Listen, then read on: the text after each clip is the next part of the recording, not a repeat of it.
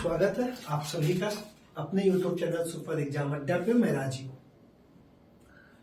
कल की क्लास में हम लोगों ने बहुत ही ज्यादा स्पीड के साथ सिर्फ क्या देखा, आर्टिकल्स। कहां तक के आर्टिकल को हमने देखा आर्टिकल 62 तक। कहां से? आर्टिकल 52 से 62। लेकिन जिस रफ्तार के साथ हमने उस क्लास को लिया, क्योंकि आर्टिकल एक बार पढ़ाना था, उसमें कंटेंट को एक्सप्लेन नहीं किया। और क्वेश्चंस कहां से होंगे? कंटेंट से होंगे। तो शायद बहुत तेजी से मैंने क्लास ले लिया था, या आप ये सोच लें, या तो हमने सोचा कंटेंट पूरा कर दिया जाए। आज की जो मेरी क्लास है, ऊपर से जो पहली आर्टिकल है, एक एक आर्टिकल राष्ट्रपति से, मेरे भाई ऐसा कोई एग्जाम नहीं होता जो जिसमें प्रश्न ना हो। ठीक, राष्ट्रपति सर प्रश्न होना तय है। मध्यकालीन भारत का ये मुगल समझ लीजिए इसको।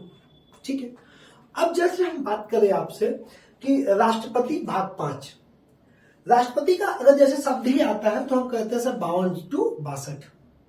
आर्टिकल 52 से आर्टिकल 62 तक जिसका एक्सप्लेन किया गया है, किसका किया गया है? राष्ट्रपति के पद का, पूरी प्रक्रिया का। ठीक, अब अगर हम आपसे कहें अनुच्छेद 52, पढ़ाना नहीं आज यहां पे कुछ नहीं करना है, तो अनुच्छेद 52 ने क्या कहा?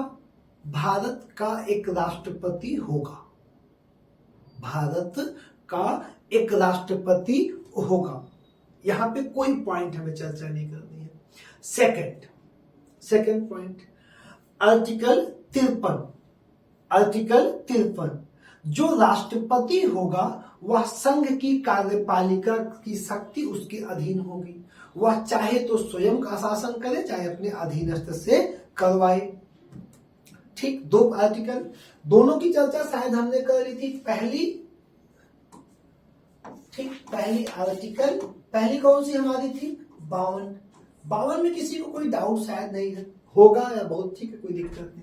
दूसरी आर्टिकल है 53, शक्ति का कार्यपालिका में शक्ति का प्रयोग।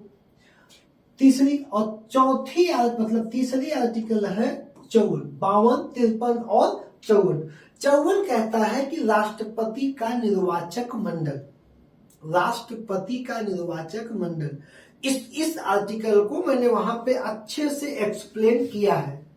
समय के न रहते हुए स्पीड में क्लासों को खत्म किया गया लास्ट में, लेकिन इस आर्टिकल को एक्सप्लेन किया गया है। इसमें हम कह सकते हैं कि राष्ट्रपति को कौन कौन वोट देगा, कौन वोट देगा, ये आर्टिकल आपकी कहती है। जिसमें मैंने आपको तीनों लोगों को बता दिया है। पहला, राज्यसभा के निर्वाचित, राज्यसभा, अगर आप 104वां संविधान संशोधन दिमाग में हल्का सा रखेंगे तो आपको पता है इस संशोधन के पहले 2 व्यक्ति लोकसभा में मनोनीत होते थे और एक व्यक्ति जो विधायक राज्य की विधानसभा में मनोनीत होता था राज्यपाल द्वारा। Clear point?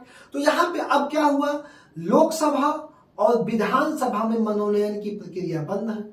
लोकसभा, विधानसभा, मतलब संघ के निम्न सदन और राज्य के निम्न सदन में प्रक्रिया बंद हो गई। तो अब मनोनयन सिर्फ एक जगह बचा है, उच्च सदन में, राज्य के भी उच्च सदन में और केंद्र के भी उच्च सदन में। लेकिन यहां वोट कौन देगा? केंद्र के उच्च सदन का, मनोनयन वाला नहीं, निर्वाचित। तो यहां पे पहली हेडिंग, राज्यसभा के निर्वाचित सदस्य। दूसरी, लोकसभा के सभी सदस्य, अगर ऑप्शन में नहीं है तो निर्वाचित। वैसे अब ये आएगा जो एग्जाम, वहां पे रहेगा सभी। तीसरा, राज्य विधानसभा के सभी सदस्य। और चौथा, केंद्र शासित प्रदेश दिल्ली और पुडुचेरी के विधानसभा के सभी सदस्य। तो ये आर्टिकल हमने क्लियर कर लिए थे। कहां तक क्लियर कर लिया था? 54 तक। अब आर्टिकल 54 में मैं एक पॉइंट आपसे और बात करना चाहता हूं, इसको नोट कर लीजिए आप हल्का सा। अनुच्छेद 54 राष्ट्रपति का निर्वाचन कहां से लिया गया? कल भी बात किया था मैंने, यूएसए से। निर्वाचित राष्ट्रपति का पद हमने कहां से लिया? अमेरिका से लिया। कौन सा पद? निर्वाचित राष्ट्रपति का पद। अभी आगे फिर मैं बात करूंगा कि निर्वाचन की प्रक्रिया कहां से ली गई। बात को समझना मैं क्या कह रहा हूं। निर्वाचित राष्ट्रपति का पद अमेरिका से, निर्वाचन की प्रक्रिया आगे फिर बता रहा हूं, शायद तुम पढ़े भी हो किस आर्टिकल में है निर्वाचन की प्रक्रिया। तो आर्टिकल 54 राष्ट्रपति के एक निर्वाचित राष्ट्रपति, ठीक क्या है राष्ट्रपति का निर्वाचन मंडल, कैसा राष्ट्रपति, निर्वाचित राष्ट्रपति, कहां से, यूएसए से। अब भारत में सबसे पहले निर्वाचित राष्ट्रपति बैठा 1900, राष्ट्रपति का निर्वाचन हुआ 1952 में। सबसे पहले राष्ट्रपति का निर्वाचन हुआ कब, 1952 में।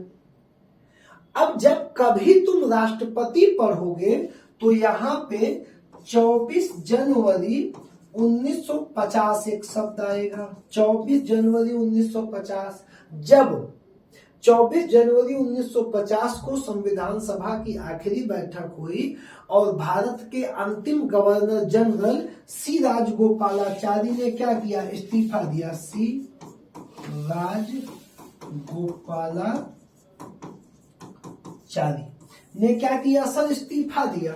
और उसी दिन से, क्योंकि ये पद खाली नहीं रहना चाहिए, तो उसी दिन से 24 जनवरी 1950 से राष्ट्रपति की गद्दी पे कौन बैठा, राजेंद्र प्रसाद बैठ गया। किस दिन से गद्दी पे बैठे, 24 जनवरी 1950 से गद्दी पे बैठे। ठीक, बात को समझिए, 24 जनवरी 1950 से गद्दी पर बैठे, कौन बैठे, राजेंद्र प्रसाद बैठे। ठीक, अब लेकिन ये कैसे, निर्वाचन के द्वारा कब बैठे, निर्वाचित राष्ट्रपति भारत में पहली बार कब बैठा, 1952 में। सीधा अंतरिम व्यवस्था से कब बैठाया गया था, 24 जनवरी 1950 को। तो ये पॉइंट क्लियर हो गया। निर्वाचित राष्ट्रपति कब, 52 में। डायरेक्ट पहली बार राष्ट्रपति कब बैठा, 24 जनवरी 1950 को। फिर सर एक लाइन आएगी, आप कई बुकें पढ़ेंगे तो वहां लिखा रहेगा 26 जनवरी 1950। हाँ, क्योंकि 24 को इनकी जब तक भारत गणतंत्र नहीं बन जाएगा तब तक शपथ नहीं होगी। तो शपथ कब हुई, 26 जनवरी 1950 को, जब संविधान लागू कर लिया गया। तो ये आर्टिकल पे हमारा ये एक्सप्लेन बचा हुआ था, पॉइंट क्लियर हो गया। अब तुम आओ अगले आर्टिकल पे, आर्टिकल 55।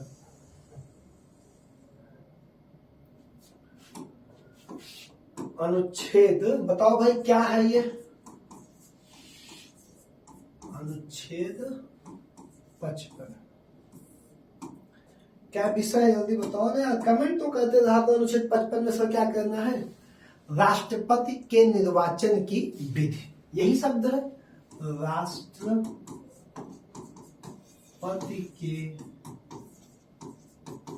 निर्वाचन की। ठीक, अभी एक लाइन आई थी, निर्वाचित राष्ट्रपति का पद भारत में राष्ट्रपति होगा, निर्वाचित होगा, कहां से लिया गया, यूएसए से। कभी आता है निर्वाचित राष्ट्रपति यूएसए, लेकिन राष्ट्रपति के निर्वाचन की विधि अडॉप्ट कहां से सर, आयरलैंड से। अगर ये डायरेक्ट कभी तुमसे पूछ ले कि आर्टिकल 55 कहां से ली गई सर, आयरलैंड से। 54 अमेरिका से। दोनों क्वेश्चन ध्यान रखना, खास क्वेश्चन बनेंगे, कहां से ली गई, आयरलैंड से। तो पहली हेडिंग यहाँ पे आप अपडेट करिए। अब जब इसका निर्वाचन की जो पद्धति होगी, अगर आप कभी चुनाव लड़े होंगे ग्राम प्रधानी में, नगर पालिका में, तो आपके पास दो व्यक्ति, एक दो प्रस्तावक होने चाहिए और दो अनुमोदक होने चाहिए, और कुछ पैसा आपसे सिक्योरिटी के रूप में जमानत राशि जमा होगी। सर अभी प्रधानी का चुनाव तो है नहीं, किसका चुनाव है ये, राष्ट्रपति का। तो इसमें जो है 50 व्यक्ति प्रस्तावक लगते हैं, 50 प्रस्तावक लगेंगे और 50 अनुमोदक लगते हैं। कितने लगते हैं, 50 प्रस्तावक लगते हैं इसमें और 50 अनुमोदक लगते हैं। और जो इनकी जमानत राशि होती है, जमानत राशि होती है भैया 15,000। कई बार तुम पेपर में सुने होंगे कि संसदीय का चुनाव लड़ रहे थे, जमानत जब्त हो गई, जमानत जब्त हो गई। अब जब जमानत जब्त हो जाती है तो जो जमानत राशि जमा की जाती है वो राशि वापस, ये नियम क्या है कि जमानत अगर नहीं जब्त हुई है तो आपकी ये राशि चुनाव खत्म होने के बाद आप हारे भी हैं तो वापस कर दी जाती है। ठीक, अब जो ये जमानत राशि है ये या तो आरबीआई में राष्ट्रपति चुनाव की या तो सरकारी खजाने में जमा की जाती है। कहाँ जमा की जाएगी? सरकारी खजाने में जमा की जाती है।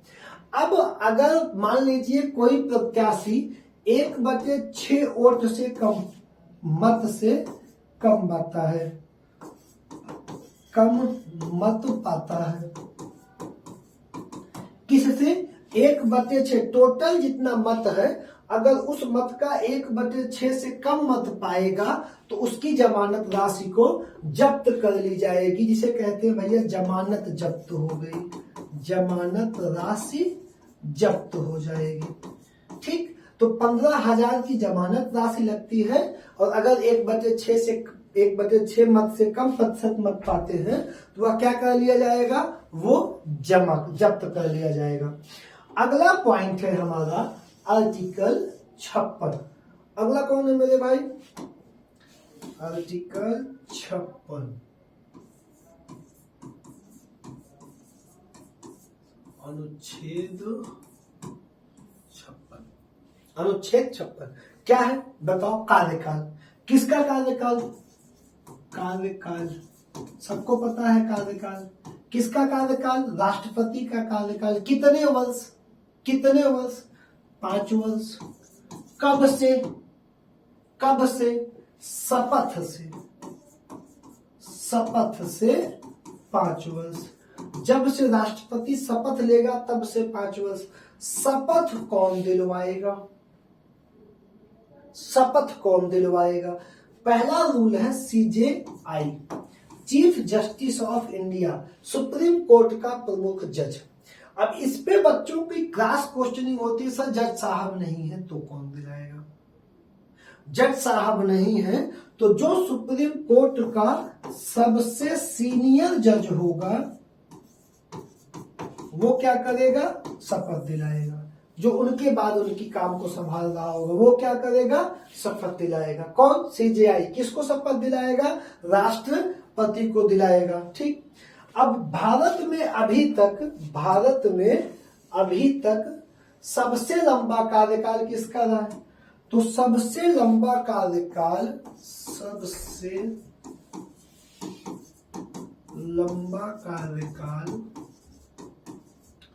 किसका रहा जानते हो? सर राजेंद्र प्रसाद का।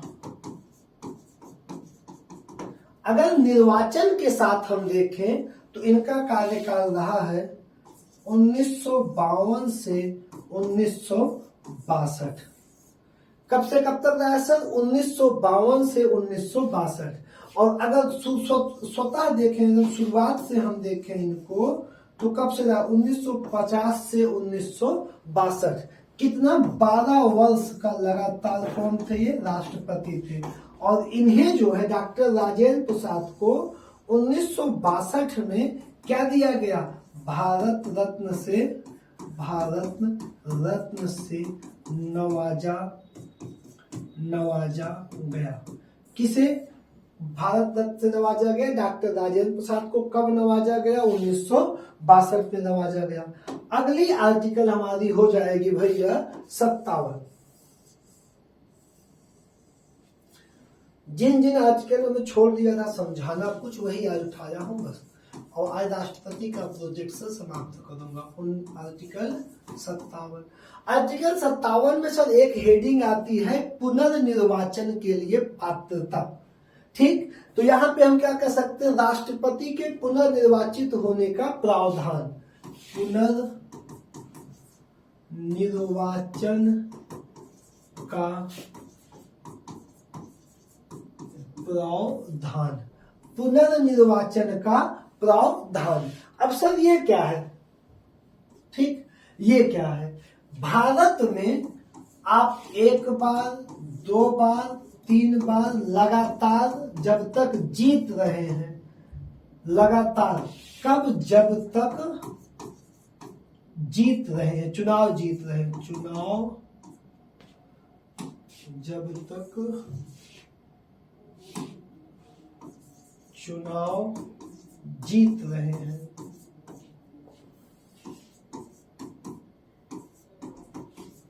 तब तक राष्ट्रपति रह सकते हैं, रह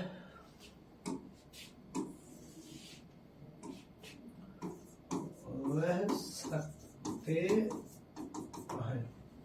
लेकिन सर अमेरिका में क्या प्रावधान है? अधिकतम 2 बार। यूएसए में क्या प्रावधान है कि राष्ट्रपति सिर्फ आप कितनी बार रह सकते हैं? 2 बार रह सकते, इससे ज्यादा नहीं रह सकते।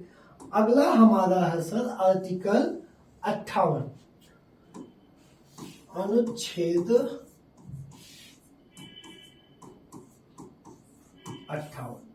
अगला हमारा कौन सा है? अनुच्छेद 58। अनुच्छेद 58 में कहता है कि राष्ट्रपति निर्वाचित होने की अर्हता या योग्यता। कल भी हमने इस पे बात किया था। पहला उसकी आयु, आयु में से राष्ट्रपति और राज्यपाल दोनों की 35 वर्ष है। ठीक, राज्यसभा विधान परिषद 30 और लोकसभा और विधानसभा 25, 25, 30, 35, ये रूल 35 वर्ष। वह भारत का नागरिक होना चाहिए, वह भारत का नागरिक हो, पागल दिवालिया ना हो, अनपढ़ ना हो, शिक्षित होना चाहिए, उसकी उम्र 35 वर्ष होनी चाहिए। वह, अब यहाँ पे जो सबसे इंपॉर्टेंट लाइन है, वह किसी भी लाभ के पद पे ना हो। बहुत जगह से याद पढ़े होंगे लाभ का पद। लाभ होता क्या है? लाभ का पद, लाभ का पद लिखा रहता है ना कि लाभ के पद पे ना हो, लाभ के पद ना हो। अब अगर हम एक बात आपको बताएं तो लाभ के पद को संसद द्वारा निर्धारित किया जाता है। लाभ के पद को संसद द्वारा क्या किया जाता है? निर्धारित किया जाता है। वर्तमान में राष्ट्रपति, उपराष्ट्रपति, राज्यपाल, लोकसभा एवं विधान, यहाँ पे याद कर दे लोकसभा की जगह संसद एवं विधान परिषद, विधान मंडल किया जाए, दोनों आ जाएंगे। विधान मंडल, वर्तमान में राष्ट्रपति, उपराष्ट्रपति, राज्यपाल, संसद एवं विधान मंडल का पद लाभ का पद नहीं है, लाभ का पद नहीं है। आप रामनाथ कोविंद में देखे होंगे, वो राज्यपाल थे, उठा के चले गए, राष्ट्रपति बन गए। ठीक, तो ये सारे पद लाभ के पद नहीं हैं। यहाँ पे क्वेश्चन, लाभ का पद किसके द्वारा निर्धारित किया जाता है? तुम बताओगे लाभ का पद संसद के द्वारा निर्धारित किया जाता है। अगला पॉइंट, अगली आर्टिकल है हमारी आर्टिकल 59।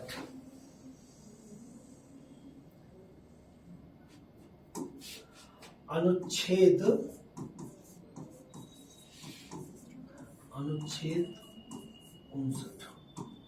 59 की सर क्या शर्त है? राष्ट्रपति पद के लिए शर्तें, राष्ट्रपति पद के लिए शर्तें।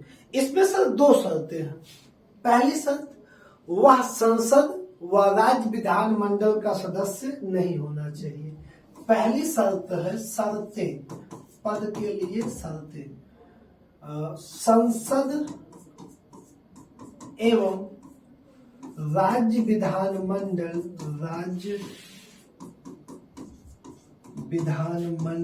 का सदस्य नहीं होना चाहिए। दूसरी शर्त, अगर आप रहते हैं तो आपका जब शपथ लेते समय ये पद अपना स्वतः समाप्त हो जाएगा। दूसरी शर्त क्या है कि राष्ट्रपति का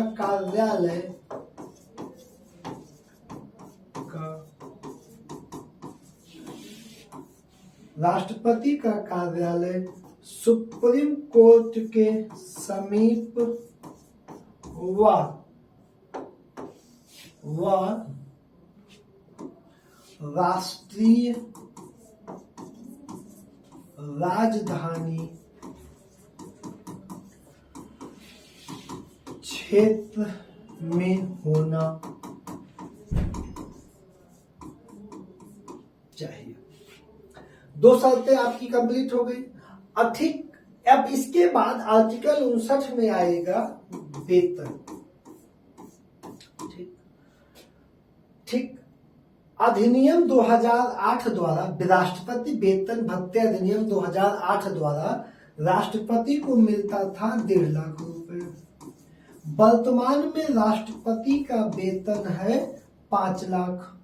कितने हैं सर? 5 लाख रुपए। पहले कितना मिलता था? 1.5 लाख रुपए।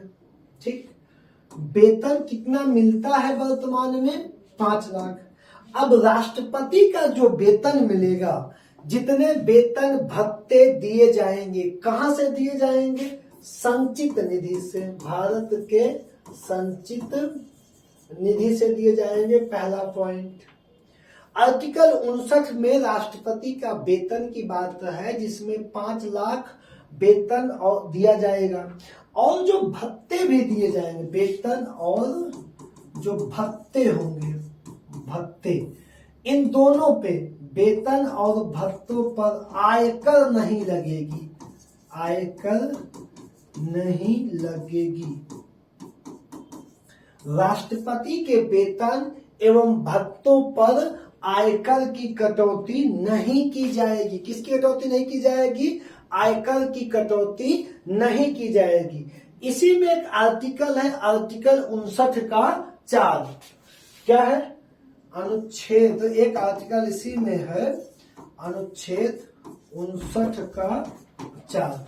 ये अनुच्छेद सर क्या कहता है? ये अनुच्छेद कहता है मेरे भाई, जानते हो तुम क्या? ये कहता है कि राष्ट्रपति के कार्यकाल के दौरान, तो एक शब्द लिखता हूं, कार्यकाल के दौरान, कार्यकाल के दौरान वेतन एवं भत्तों से, वेतन एवं भत्तों से कोई भी कटौती नहीं की जाएगी।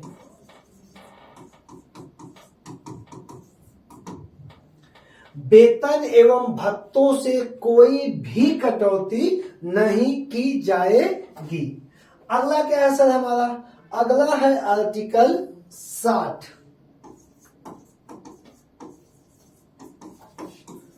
अनुच्छेद हमारी अगली कौन सी है भैया? अनुच्छेद 60। अनुच्छेद 60 की बात हमने अभी थोड़ी देर पहले ही किया है। क्या किया है सर? शपथ। क्या किया है? शपथ। अनुच्छेद 60 में क्या दिया गया? शपथ दिया गया। ठीक, शपथ। कौन दिलवाएगा शपथ? CJI।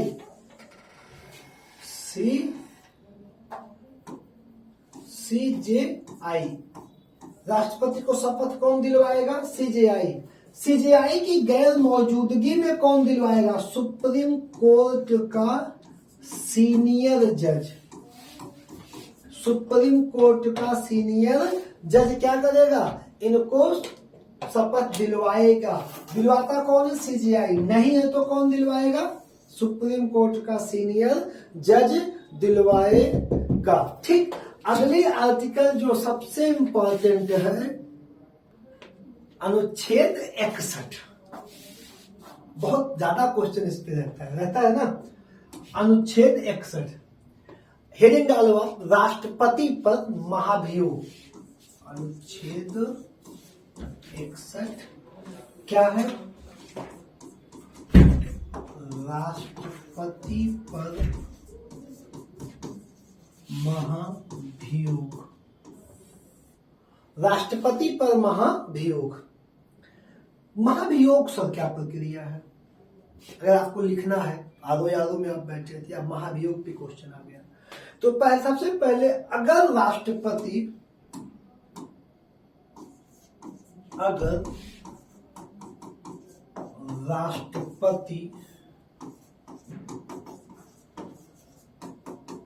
संविधान का अतिक्रमण करता है तो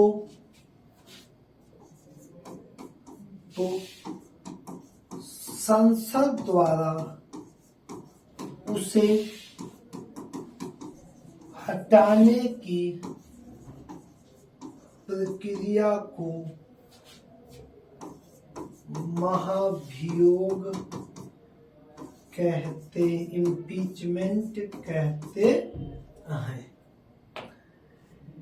संसद द्वारा राष्ट्रपति को हटाए जाने की प्रक्रिया को महाभियोग कहते हैं।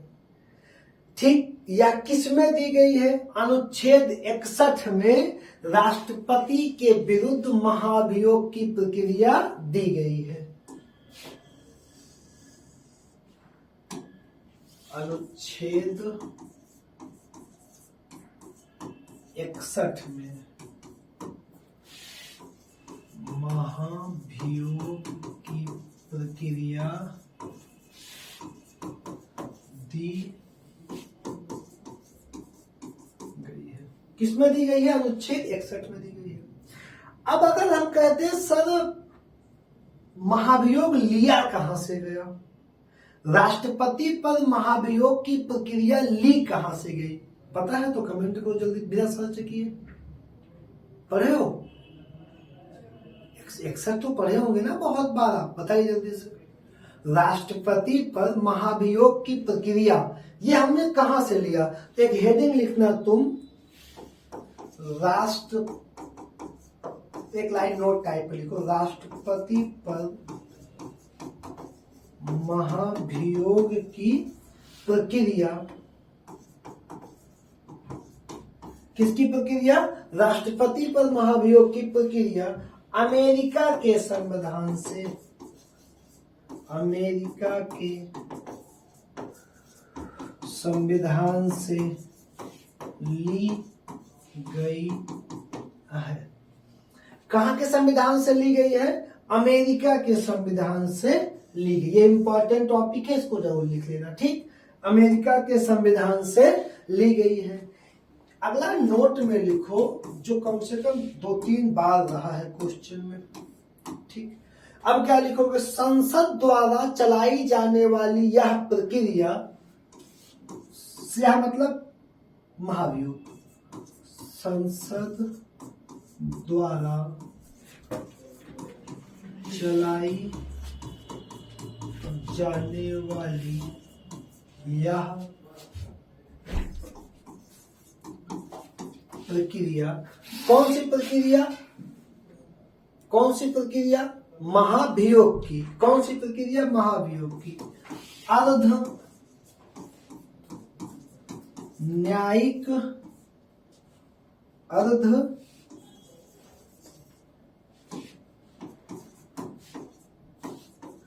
न्यायिक प्रक्रिया है। कैसी प्रक्रिया है सर? अर्ध न्यायिक प्रक्रिया है। ठीक, संसद द्वारा चलाई जाने वाली यह प्रक्रिया अर्ध न्यायिक प्रक्रिया है। ठीक, अगला पॉइंट है इसमें, बहुत इंपॉर्टेंट नहीं है, आपको पता है क्या है कि राष्ट्रपति के महाभियोग की प्रक्रिया को किसी भी सदन से शुरू की जा सकती है। महाभियोग की प्रक्रिया को किसी भी सदन द्वारा शुरू किया जा सकता है 1/4 मत के द्वारा। किसी भी सदन मतलब लोकसभा व राज्यसभा। इस प्रक्रिया के शुरू होने के 14 दिन पहले 14 दिन पहले राष्ट्रपति को नोटिस दी जाती है।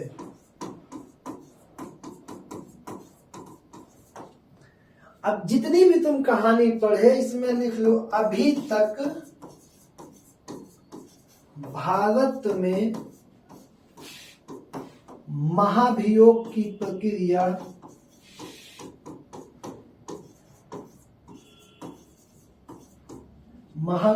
प्रक्रिया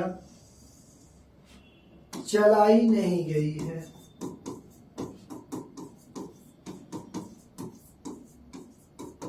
वारेन हेस्टिंग पे चली थी, लेकिन कोई 1785 में वारेन हेस्टिंग पे चलाई गई थी ब्रिटेन के कोर्ट, ब्रिटेन में कोई मतलब नहीं था उसका, बाद में बेंच दे दी गई थी। ठीक है, तो अभी तक भारत में नहीं है।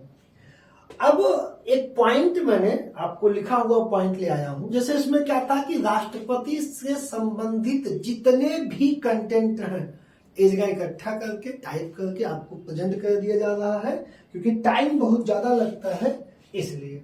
ठीक है, आ जाइए। थोड़ा डार्क है क्योंकि साफ नहीं आ रहा लाइटिंग के चलते। राष्ट्रपति से संबंधित विशिष्ट तथ्य, जितने भी क्वेश्चन तुमने बनेंगे सारे बना दे रहा हूं। ठीक, चलो पहला पॉइंट, 25 जुलाई 2017 को देश के 14वें क्वेश्चन भी रहा ये, राष्ट्रपति रामनाथ कोविंद ने कार्यभार संभाला। कौन से नंबर पे? 14वें नंबर पे। दूसरा पॉइंट, 12वें राष्ट्रपति के रूप में निर्वाचित होने वाली श्रीमती प्रतिभा देवी सिंह पाटिल भारत की प्रथम महिला राष्ट्रपति थी। किस राष्ट्रपति के रूप में? प्रतिभा देवी 12वें। 14वें पे कौन है? रामनाथ कोविंद। लेखपाल में सर 14 में क्वेश्चन आया था क्रम राष्ट्रपति का, प्रणब मुखर्जी उस समय वहां पे थे और उनका क्रम पूछा था किस क्रम के हैं। तो 14वें राष्ट्रपति रामनाथ कोविंद और 12वीं राष्ट्रपति थी, पहली महिला भी यही थी, प्रतिभा देवी सिंह पाटिल। ठीक,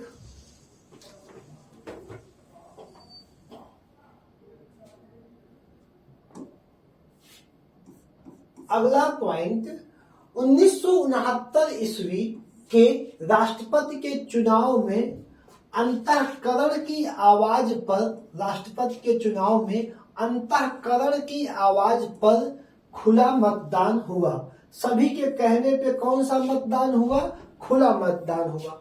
इसमें निर्दलीय प्रत्याशी बीबी गिरी ने कांग्रेस के अधिकृत प्रत्याशी नीलम संजीव रेड्डी को पराजित किया था। ये क्वेश्चन क्या होगा कि खुला मतदान कब हुआ था जिसमें बीबी गिरी ने कांग्रेस के प्रत्याशी नीलम संजीव रेड्डी को पराजित किया था? तो आप कहेंगे 1969 ईस्वी में।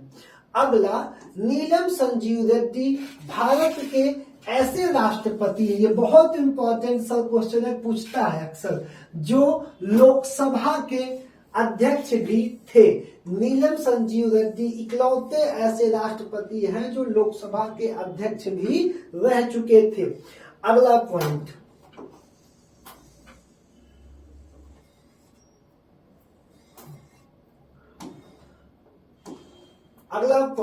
भारत में कार्यकारी राष्ट्रपति के रूप में बीबी गिरी डॉक्टर जाकिर हुसैन की मृत्यु के कारण एम हिदायतुल्लाह बीबी गिरी द्वारा त्यागपत्र के कारण एवं बीडी जत्ती ने फखरुद्दीन अली अहमद की मृत्यु के कारण कार्य किया था। ये लाइन शायद आपको समझी में नहीं आई। ये कह रहा है भैया कि कौन कौन राष्ट्रपति कार्यवाहक का पद संभाले हैं। तो बीबी गिरी कार्यकारी रूप में बीबी गिरी किसके? डॉक्टर जाकिर हुसैन के बाद संभाले थे। ठीक, एम हिदायतुल्लाह बीबी गिरी द्वारा इस्तीफा दी जाने के बाद कार्यवाहक का कार्य संभाले थे ये दो। फिर बीबी जत्ती भी कार्यवाहक का कार्य संभाले थे फखरुद्दीन अली अहमद के मृत्यु के कारण। ये एक बार कार्यवाहक, ये कार्यवाहक और ये कार्यवाहक का कार्य संभाले थे। अगली लाइन है, राष्ट्रपति के रूप में डॉक्टर राजेंद्र प्रसाद ने सबसे लंबी अवधि 1950 से 1962 तक एवं डॉक्टर जाकिर हुसैन ने कार्यकारी राष्ट्रपति, यहाँ पे कार्यकाल छोड़ के सबसे कम अवधि 1 वर्ष 11, तो सबसे ज्यादा दिन राष्ट्रपति के पद पे डॉक्टर राजेंद्र प्रसाद रहे और सबसे कम दिन राष्ट्रपति की उस पे पोस्ट पे जाकिर हुसैन रहे। ठीक, ये पॉइंट क्लियर हुआ। अगले पेज पे आ जाते हैं। अगला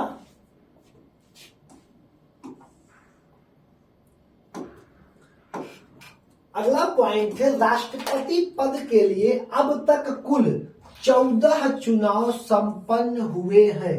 अतः श्री प्रणब मुखर्जी क्रमांक के अनुसार भारत के 14वें राष्ट्रपति हैं। प्रणब मुखर्जी के बाद कितने लोग आए हैं भाई,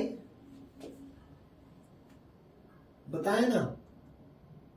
ठीक, आगे चल रहे हैं। किंतु डॉक्टर राजेंद्र प्रसाद 2 बार राष्ट्रपति चुने गए थे, अतः व्यक्ति के क्रम के अनुसार 13वें राष्ट्रपति थे। कौन? प्रणब मुखर्जी कौन से नंबर के राष्ट्रपति थे?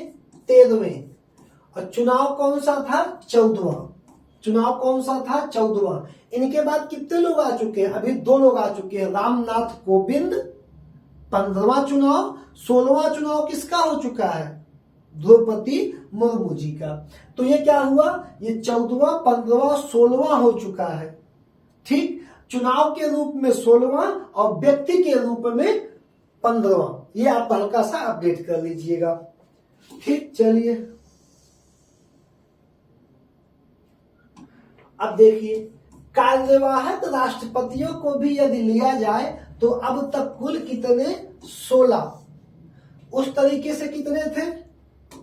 यहाँ पे एक पॉइंट हम अगर ले लें तो यहाँ पे कितने थे? 14। कार्यवाहक कितने? 2, 16। ठीक, अगला पॉइंट, संविधान सभा ने अपनी अंतिम बैठक 14 जनवरी 1950 में निर्विरोध रूप से डॉक्टर राजेंद्र प्रसाद को भारत का अंतरिम राष्ट्रपति 26 जनवरी 1950 से राष्ट्रपति पद के लिए प्रथम चुनाव तक निर्वाचित किया। एक इस लाइन में गलती है यार, पकड़ लिए गलती की नहीं, टाइपिंग गलती है लेकिन संविधान सभा ने अपनी अंतिम बैठक, ये यहाँ पे होना चाहिए 24 जनवरी। ठीक, और सब लाइन इसमें कंप्लीट और सही भी है। चलते हैं अगले पॉइंट की ओर।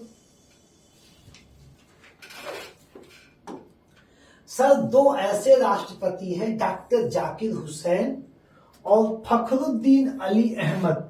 इनकी जो मृत्यु है सर, वो इनके कार्यकाल के दौरान हुई है। इनकी मृत्यु कब हुई है? इनके कार्यकाल के दौरान हुई है। अगला पॉइंट है, भारतीय गणतंत्र में 1982 ईस्वी निर्विरोध निर्वाचित होने वाले एकमात्र राष्ट्रपति नीलम संजीव रेड्डी हैं। वे अब तक के सबसे कम उम्र के राष्ट्रपति थे, लेकिन अब इनका रिकॉर्ड टूट गया है सबसे कम उम्र के राष्ट्रपति बनने का। आगे बता रहा हूं, आगे आएगा, ध्यान रखना। ठीक, अगला पॉइंट, डॉक्टर वीवी गिरी भारत के एकमात्र ऐसे राष्ट्रपति हैं जिनको द्वितीय चक्र की मतगणना के बाद सफलता प्राप्त हुई थी। वे सबसे कम मतों के अंतर से जीतने वाले राष्ट्रपति भी हैं। पहले एक बार मतगणना हुई तो नहीं जीते, दूसरे चक्र की मतगणना में ये जीत गए थे। अगला पॉइंट, ये सब क्वेश्चन ज्यादा नहीं बनते हैं। एम हिदायतुल्लाह सर्वोच्च न्यायालय के ऐसे प्रथम न्यायाधीश हैं जिन्होंने भारत के कार्यवाहक राष्ट्रपति का पदभार ग्रहण किया था। ये सब क्वेश्चन बनता है। एम हिदायतुल्लाह सर्वोच्च न्यायालय के ऐसे प्रथम न्यायाधीश हैं जिन्होंने भारत के कार्यवाहक राष्ट्रपति का कार्यभार ग्रहण किया था। अगला पॉइंट, बीबी गिरी एकमात्र ऐसे राष्ट्रपति हैं जिन्होंने कार्यवाहक राष्ट्रपति के पद से त्यागपत्र देके राष्ट्रपति के पद के लिए चुनाव लड़ा था। क्या थे? कार्यवाहक थे, इस्तीफा देकर चुनाव लड़े। अंतिम पॉइंट है, भारत के राष्ट्रपति का सरकारी आवास राष्ट्रपति भवन है। 1950 ईस्वी तक इसे वायसराय हाउस कहा जाता था। इसकी डिजाइन ब्रिटिश वास्तुकार, क्वेश्चन से बहुत बार आया है, ब्रिटिश वास्तुकार एडविन लुटियंस ने किया था। ठीक,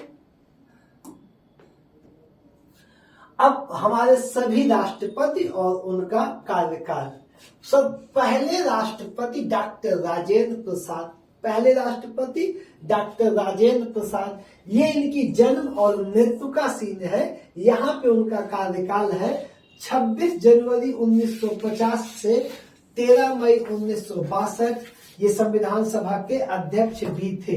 दूसरे डॉक्टर सर्वपल्ली राधाकृष्णन 1962 से 1967, ये पहले प्रथम उपराष्ट्रपति थे और दूसरे राष्ट्रपति थे। तीसरा डॉक्टर जाकिर हुसैन 1967 से 1969, कार्यकाल में इनकी मृत्यु हो गई थी। चौथे नंबर पे कौन है?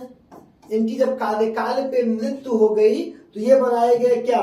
वराहगिरी वेंकट गिरी कार्यवाहक 69 से 69, बहुत लंबा टाइम नहीं था, मई से जुलाई तक सर उपराष्ट्रपति थे, ये कार्यवाहक के रूप में काम किए थे। उसके बाद फिर कार्यवाहक बनाया गया मोहम्मद हिदायतुल्लाह को, ये मुख्य न्यायाधीश थे, इनको कार्यवाहक बनाया गया 20 जुलाई 69 से 24 अगस्त 69, मुख्य न्यायाधीश थे ये, और उसके पद पर रहते हुए राष्ट्रपति का पदभार संभाले हुए थे ये कार्यवाहक राष्ट्रपति के रूप में। इसके बाद हमारे आए कौन भैया? फिर आए वराहगिरी वेंकट गिरी, ये निर्वाचित होके आए थे 1969 से 1974, स्वतंत्र उम्मीदवार के रूप में जीते थे, किसी पार्टी द्वारा इनको नहीं लाया गया था, स्वतः खड़े हुए थे। 5वें नंबर पे थे फखरुद्दीन अली अहमद, इनका कार्यकाल है सर 74 से 77, ये पहले केंद्रीय मंत्री थे और इन्हीं के समय सबसे इम्पोर्टेंट क्वेश्चन आता है, आपात की घोषणा किए थे इंदिरा गांधी के समय। कौन किया था? जब प्रधान फखरुद्दीन अली अहमद किए थे। बीडी जत्ती का आता है क्वेश्चन कि भारत के पहले दलित राष्ट्रपति सबसे पहले कौन बने थे? बीडी जत्ती बने थे। ये कार्यवाहक हैं 77 से फरवरी 77 से 25 जुलाई 77, ये उपराष्ट्रपति पे थे। 6वें नंबर पे फिर आते हैं नीलम संजीव रेड्डी, 25 जुलाई 1977 से 25 जुलाई 1982, निर्विरोध निर्वाचित। ठीक, अगला पॉइंट 7वें नंबर पे ज्ञानी जैल सिंह आते हैं। ज्ञानी जैल सिंह 25 जुलाई 1982 से 25 जुलाई 1987। ज्ञानी जैल सिंह का रिकॉर्ड क्या है? प्रथम सिख राष्ट्रपति थे ये। ठीक, इसके बाद आता है 8वें नंबर पे आर वेंकट रमन, 87 से लेके 92, इसके पहले ये भारत के उपराष्ट्रपति थे। फिर आता है 9वें नंबर पे डॉक्टर शंकर दयाल शर्मा, 1992 से लेके 1997, ये भी उपराष्ट्रपति थे। 10वें नंबर पे आएंगे के आर नारायणन, 1997 से लेके 2002 उपराष्ट्रपति थे। इन्होंने 4 प्रधानमंत्रियों के साथ काम किया था। 11वें नंबर पे आए थे चुनाव में डॉक्टर एपीजे अब्दुल कलाम, 2002 से 2007 प्रथम वैज्ञानिक राष्ट्रपति। 12वें नंबर पे आई कौन? प्रतिभा देवी पाटिल, पहली महिला राष्ट्रपति। कौन आई 12वें नंबर पे? प्रतिभा देवी पाटिल, पहली महिला राष्ट्रपति आई, और ये जो है 2007 से 2012 रही, प्रथम महिला राष्ट्रपति रही। 13वें नंबर पे आए प्रणब मुखर्जी, 2012 से 2017 प्रथम बंगाली राष्ट्रपति थे ये। और 14वें नंबर पे आए रामनाथ कोविंद। रामनाथ कोविंद जब आए तो 2017 से 2022 ये उत्तर प्रदेश मूल के प्रथम राष्ट्रपति थे, मूल निवासी थे, यूपी के कानपुर के पहले राष्ट्रपति बने। और 15वीं चुनाव के द्वारा 15वीं राष्ट्रपति कौन बनी? द्रौपदी मुर्मू बनी। अब इनकी सबसे अच्छी बात जानते हो, ये एक इकलौती ऐसी राष्ट्रपति है जो आजाद भारत में पैदा हुई है 1958। इसके पहले जितने राष्ट्रपति हैं कोई भी आजाद भारत में पैदा नहीं हुआ था। 2017 से अगला 5 साल शपथ से प्रथम आदिवासी राष्ट्रपति, सबसे कम उम्र की राष्ट्रपति। ये कम उम्र का जो आगे रिकॉर्ड था सर वो भी टूट गया और ये आजाद भारत में पैदा पहली राष्ट्रपति है। तो आज की क्लास हमारी राष्ट्रपति की थी। कल हम बात करेंगे राष्ट्रपति की शक्तियां जितनी भी है, फिर आगे बढ़ेंगे आगे विषय पे। तो धन्यवाद आप सभी का।